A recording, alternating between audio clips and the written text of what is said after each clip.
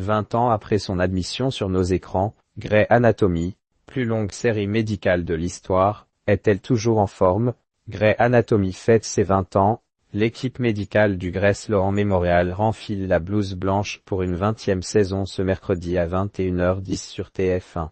Cette saison ne compte que 10 épisodes parce que la production a été impactée par la grève des scénaristes aux États-Unis, comme en saison 4. Avec 20 saisons à son actif et que la 21 est déjà en cours de diffusion aux États-Unis et 430 épisodes en comptant ceux de la 20 saisons à son actif. Le show lancé le 27 mars 2005 par Shonda Rhimes est la série médicale diffusée en prime time la plus longue de l'histoire de la télévision.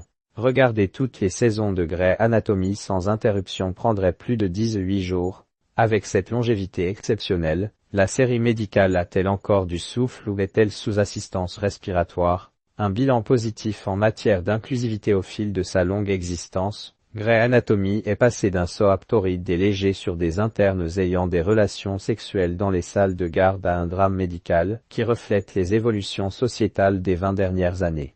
Nous avons changé les visages que l'on voit à la télévision. Et cela n'aurait pas dû prendre autant de temps, confiait Shonda Rhimes à Variety en 2021. Comme la plupart des séries médicales qui l'ont précédée, Grey Anatomy suivait un groupe d'internes majoritairement blancs, à l'exception de Dr Christina Yang. Sandra Oh. Grey Anatomy a innové grâce à sa représentation d'une direction hospitalière composée de médecins noirs, le Dr Richard Weber James Piquin Jr., chef du service de chirurgie, le Dr Preston Burke Isaiah Washington, chef du service de chirurgie cardio-thoracique, et le Dr Miranda Bailey Chandra Wilson, chef des internes. Avec le couple formé par Dr Calitor Sarah Ramirez et Dr Arizona Robin Jessica Capshaw, le show a mis en scène l'un des premiers couples lesbiens durables à la télé américaine en prime time. Ces dernières années, le Grey Sloan Memorial a accueilli de nombreux personnages qui comme le médecin transgenre Dr Casey Parker Alex Blue Davis et le médecin non-binaire Dr Kay Bartley Urgence Fit Masté. Un traitement de plus en plus politique et progressivement, Grey Anatomy est devenu politique, introduisant des intrigues allant du droit à l'avortement au contrôle des armes à feu, passant par les violences policières ou les lacunes du système de santé américain. Dans la saison 4, Dr Bailey sauve la vie d'un suprémaciste blanc qui refuse de se faire opérer par elle ou par l'autre médecin disponible, Dr Yang.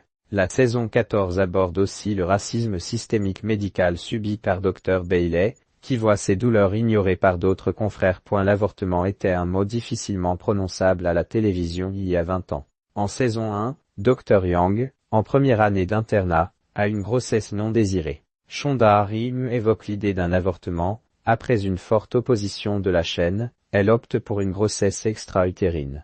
La créatrice aura finalement le dernier mot et Dr Yang avorte en saison 8. Qu'est le Dr Addison Montgomery Kate Walsh, gynécologue obstétricienne et fervente défenseur des droits reproductifs, qui permet à Shonda Rhimes d'incarner sa position sur ce sujet. En juin 2022, la Cour suprême des États-Unis révoque l'arrêt Roe v. Wade qui protégeait les femmes américaines dans leur droit à avorter depuis 1973.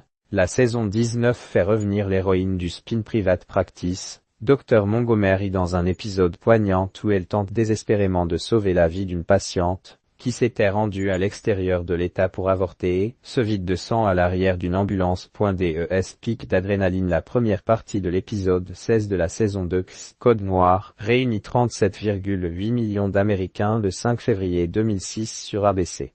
Grey Anatomy enregistre sa